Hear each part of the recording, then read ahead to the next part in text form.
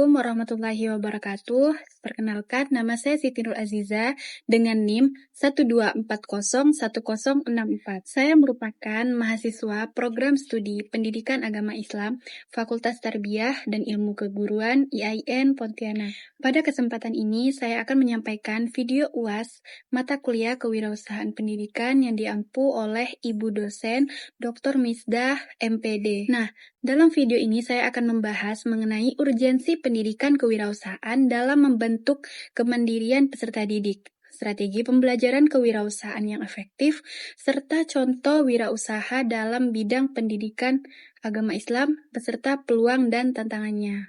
Tujuan dari pembuatan video ini adalah untuk memahami pentingnya kewirausahaan dalam dunia pendidikan, khususnya dalam pendidikan agama Islam, serta menumbuhkan jiwa kreatif, mandiri, dan inovatif sebagai calon pendidik. Adapun harapan dari video ini adalah agar mahasiswa itu mampu mengimplementasikan nilai-nilai kewirausahaan dalam praktik pendidikan, sehingga dapat memberikan kontribusi positif bagi masyarakat dan dunia pendidikan Islam. Nah, soal yang pertama, jelaskan oleh saudara urgensi pendidikan kewirausahaan dalam membentuk kemandirian peserta didik. Nah, pendidikan kewirausahaan memiliki peran yang sangat penting dalam membentuk kemandirian peserta didik. Melalui pendidikan kewirausahaan, peserta didik tidak hanya dibekali dengan pengetahuan teori, tetapi juga dilatih untuk berpikir kreatif, inovatif, serta mampu mengambil keputusan secara mandiri. Nah, peserta didik diajarkan untuk mengenali peluang dan menyelesaikan permasalahan yang dihadapi dalam kehidupan sehari-hari. Selain itu, pendidikan kewirausahaan juga menanamkan nilai tanggung jawab, kerja keras, dan kepercayaan diri.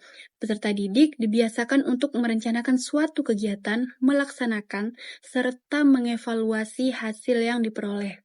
Nah, hal ini sangat berguna dalam membentuk sikap mandiri dan kesiapan menghadapi tantangan di masa depan. Jadi, intinya, pendidikan kewirausahaan itu sangat urgen karena mampu membentuk peserta didik yang mandiri, kreatif, dan bertanggung jawab, tidak bergantung pada orang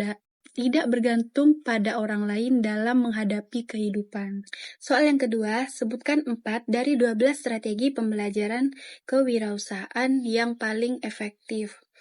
Nah, dalam pembelajaran kewirausahaan, terdapat berbagai strategi yang dapat kita terapkan. Namun terdapat 4 strategi yang menurut saya itu paling efektif. Yang pertama, strategi PJBL atau Project Based Learning, pembelajaran berbasis proyek, di mana peserta didik terlibat langsung dalam kegiatan praktek kewirausahaan sehingga mereka memahami proses usaha secara nyata.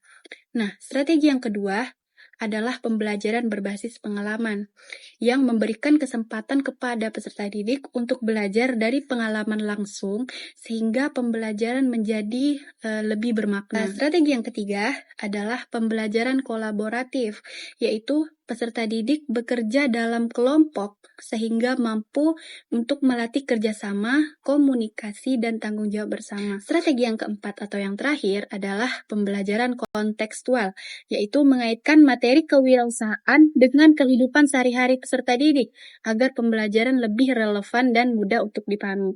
Jadi intinya, strategi pembelajaran kewirausahaan yang efektif adalah strategi yang melibatkan peserta didik secara aktif, memberikan pengalaman nyata, serta mengaitkan pembelajaran dengan kehidupan sehari-hari. Nah, pertanyaan yang ketiga, berikan oleh saudara beberapa contoh wirausaha dalam bidang pendidikan agama Islam dengan memberikan analisis peluang dan tantangannya.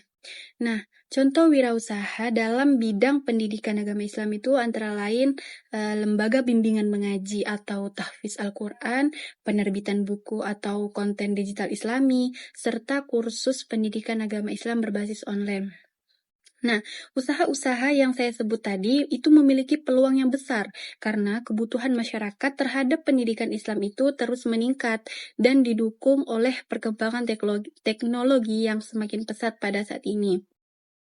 Nah, namun demikian, usaha di bidang ini tuh juga memiliki tantangan, seperti persaingan yang cukup ketat, menjaga kualitas pembelajaran, serta konsistensi dalam pengelolaan usaha, agar usaha tersebut tetap berjalan secara berkelanjutan.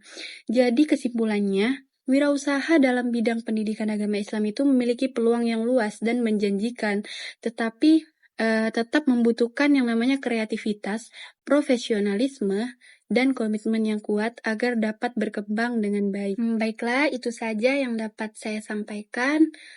Sebagai penutup, semoga pembahasan mengenai pendidikan kewirausahaan ini dapat menjadi motivasi bagi kita semua, khususnya sebagai mahasiswa pendidikan agama Islam, untuk memiliki jiwa mandiri, kreatif, dan inovatif.